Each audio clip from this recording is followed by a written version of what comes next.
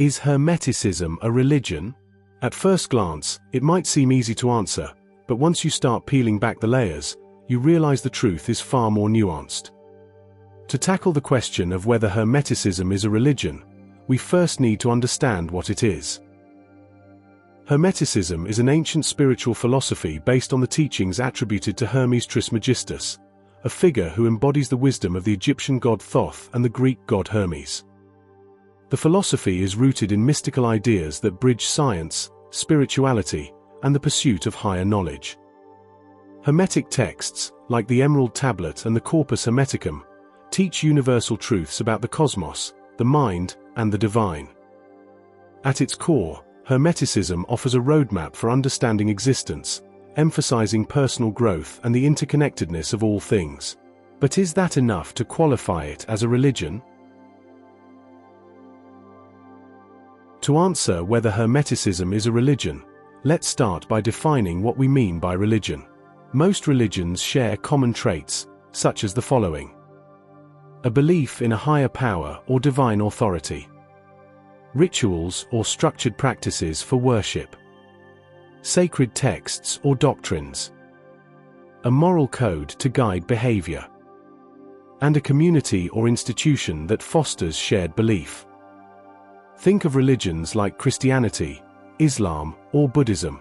Each has these elements in varying degrees. Hermeticism, however, doesn't align perfectly with these characteristics, as we'll explore next. Some aspects of Hermeticism might lead people to view it as a religion. Belief in the divine. Hermeticism emphasizes a singular divine force that permeates the universe. This concept of divinity aligns with many spiritual traditions. Spiritual practices.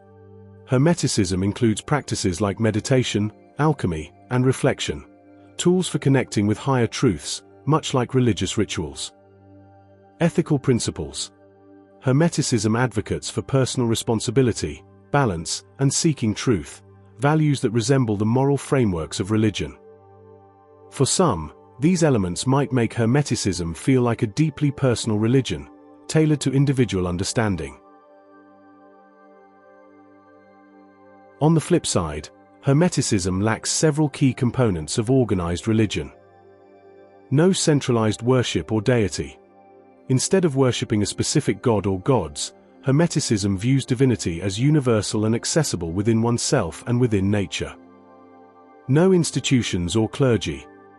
Unlike organized religions, Hermeticism has no formal institutions, no hierarchy of clergy, and no unified practices. No mandatory dogma. Hermeticism encourages exploration and personal interpretation rather than adherence to strict dogma or doctrines. These differences highlight that Hermeticism is more a spiritual philosophy than a religion in the traditional sense. Here's where things get really interesting.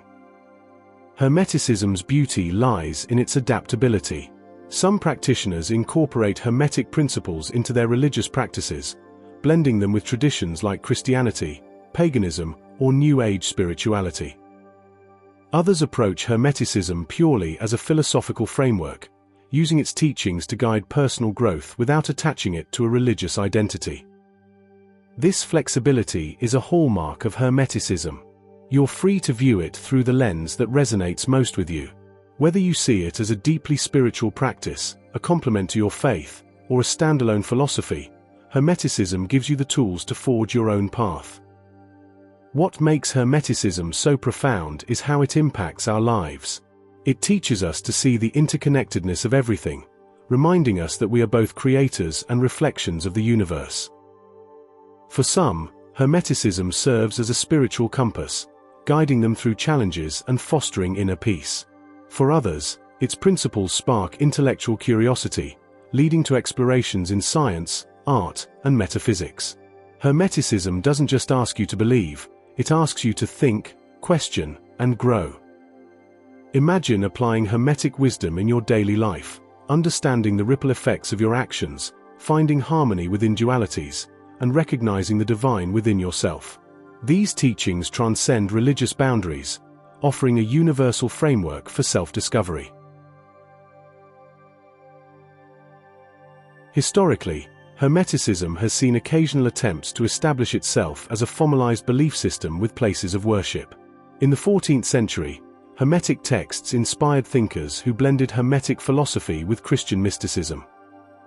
However, these efforts leaned more toward integrating Hermetic ideas into existing spiritual frameworks than creating a standalone religion. In the 19th and 20th centuries, groups like the Hermetic Order of the Golden Dawn emerged, incorporating Hermetic principles into ritualistic practices.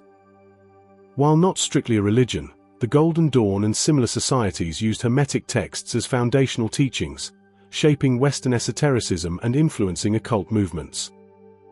Today, the Hermetic community is largely decentralized. Instead of physical houses of worship, followers connect through online forums, social media groups, and digital communities.